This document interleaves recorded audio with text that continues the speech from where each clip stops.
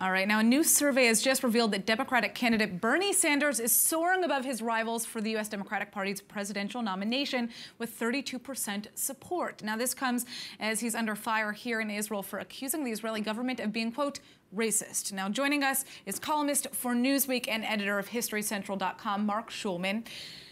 Okay, so what is Bernie Sanders saying about Israel? Tell us what he said in this speech. Okay, in this speech he talked about the fact that you can support Israel while not supporting the racist government of Netanyahu.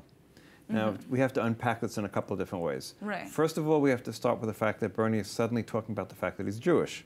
Until now, he sort of avoided that question altogether.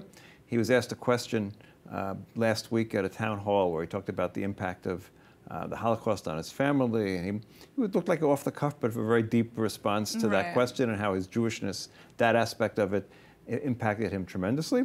Didn't explain, how he feels about Israel, that the need for the Holocaust brought him to think there was a reason for the state of Israel. And then he came out with an ad, or I should say a video, where he has different people talking about the fact that he supports, that he's Jewish, and it'd be great to be the first Jewish president, and all that means. So those are two things. Now, the problem with this statement is you have to unpack it a little bit further.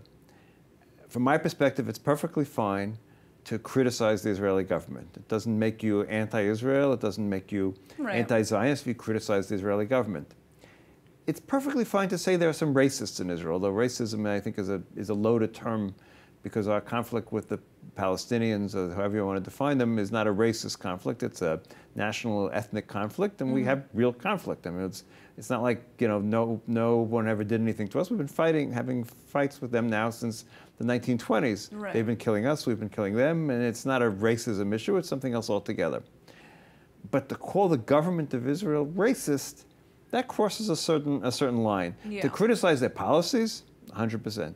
To even say that certain members of the government, and I won't mention his name, but one or two of them clearly may be, if you want to define being anti-Arab, etc., as racist, then they may fit into that.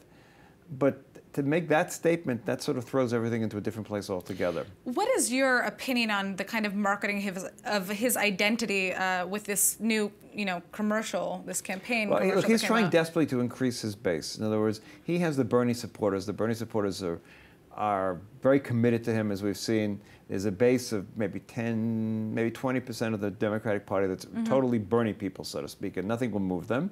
Elizabeth Warren somehow managed to lose out to these people. I mean, my view is he should have stepped aside after he had a heart attack and given his support to Warren, but he didn't, and those people are really committed. But his problem is he can't really get too far beyond that. So one of the things he's trying to do is trying to reach out to Jewish Democrats and say, hey, I'm one of you. And in order for him to grow from, the 30% to 40 or 50%, which he needs to win the nomination, he needs support amongst the Jewish Democrats, and they've been very, very reluctant to support him. Well, also I think that his stance on American-Israeli relations is something that a lot of the Jewish community in the United States has been questioning because he claims that he's pro-Israel, yet making a statement basically calling the entire Israeli government racist is something pretty offensive. It's a pretty offensive, to say the least. Thing to say. Yeah, and also, I mean, if you look at his overall foreign policy views, leaving aside the specificity of Israel, it's basically very similar to Trump's in the sense that he believes in America first, so to speak, or an isolationist America, not involved in world affairs as much.